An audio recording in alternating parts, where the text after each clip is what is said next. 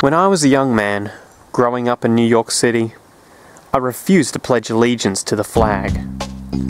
Of course, I was sent to the principal's office, and he asked me, "Why don't you want to pledge allegiance?" "Everybody does." I said, "Everybody once believed the earth was flat, but that doesn't make it so."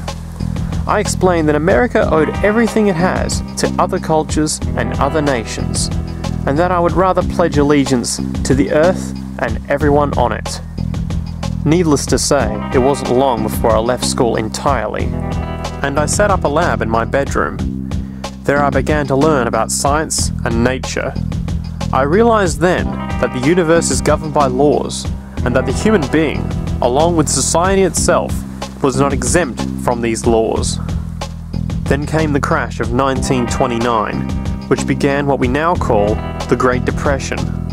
I found it difficult to understand why millions were out of work, homeless, starving, while all the factories were sitting there. The resources were unchanged. It was then that I realized that the rules of the economic game were inherently invalid. Shortly after came World War II, where various nations took turns systematically destroying each other.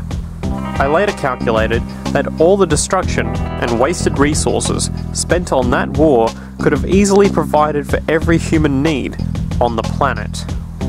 Since that time, I have watched humanity set the stage for its own extinction.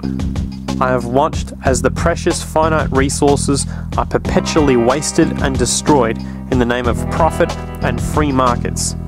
I have watched the social values of society be reduced into a base artificiality of materialism and mindless consumption. And I have watched as the monetary powers control the political structure of supposedly free societies.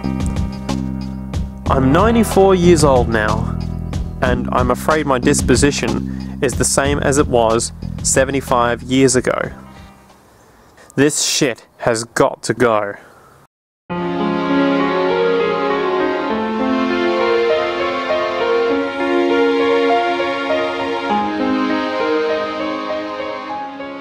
Never doubt that a small group of thoughtful, committed citizens can change the world.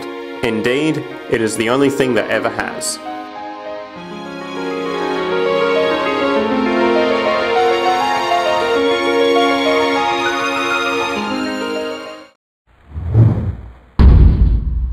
Part 1.